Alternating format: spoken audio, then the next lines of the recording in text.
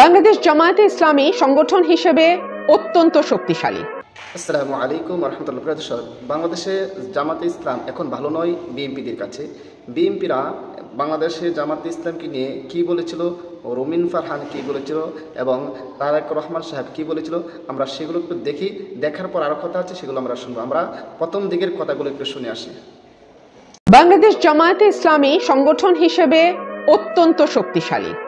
গত কয়েক বছর বিএনপির সঙ্গে প্যারালালি যেই দলটির উপর ক্রমাগত নিবর্তন চালানো হয়েছে, যেই দলটিকে ভাঙবার চেষ্টা করা হয়েছে, যেই দলটির নেতাকর্মীরা জেল জুলুম থেকে শুরু করে মৃত্যুদণ্ড পর্যন্ত নানান রকম নিবর্তনের মুখে পড়েছে, সেই দলটির নাম হচ্ছে জামায়াতে ইসলামী। কিন্তু তারপরেও আমরা দলটির যে সাংগঠনিক শক্তি, ঐক্য, সংহতি এবং একেবারে দলের টপ থেকে শুরু করে একেবারে তৃণমূল পর্যন্ত দলের প্রতি যে আনুগত্য এবং নিয়মানুবর্তিতা আমরা লক্ষ্য করেছি, সেটি সার্টেনলি একটা বিষয় ইঙ্গিত করে যে সংগঠন হিসেবে বা দল হিসেবে জামাত শক্তিশালী শুধু নয়, তাদের নেতা কর্মীদের যে ঐক্য, সংহতি, দৃঢ়তা এবং দলের প্রতি আনুগত্য, তাতে একটি রাজনৈতিক দল হিসেবে জামাতকে যে ধরনের পরিস্থিতির মুখোমুখি হতে হোক না কেন, দলটি টিকে যাবে।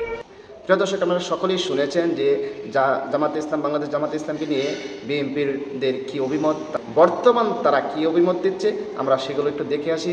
সবাই দেখেছেন যে বর্তমান জামাতে ইসলামকে তারা কতভাবে ইঙ্গিত করতেছে, কতভাবে প্রতিপন্ন করতেছে, তাদের প্রতিপক্ষ মনে করতেছে। প্রতিটা স্থানের মধ্যে তারা জামাতে ইসলামকে বিভিন্ন কটাক্ষ করে কথা বলতেছে, তাদেরকে রাজাকার বলতেছে।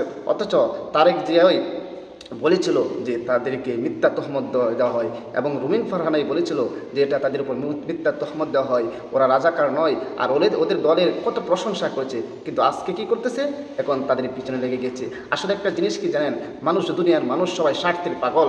যখন স্বার্থ হাসিল হবে তখন আপনার পাশে থাকবে, আপনার প্রশংসা করবে। এই আওয়ামী লীগ বলেন, বিএনপি বলেন, সবার সাথে কিন্তু জামাতে ইসলাম জোট বেঁধেছে। তখন ভালো ছিল, যখন তাদের সাথে পৃথক হয়ে গেছে, এরপর আওয়ামী লীগের থেকে পৃথক হওয়ার কারণে তারা বলেছে দেশে জামাত ইসলাম রাজাকার, এবং তাদেরকে যে রাজাকার যারা ছিল তাদেরকে আমভাবে ক্ষমা ঘোষণা করে দেওয়া হয়েছিল।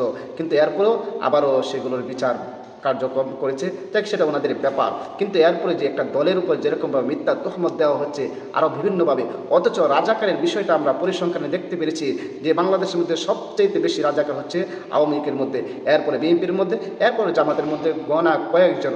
অথচ যেই দলটার মধ্যে সবচেয়ে কম, তাদের উপরেই রাজাকারের তহমত, রাজাকারের দোষ চাপিয়ে দেওয়া হচ্ছে। এটা কেন?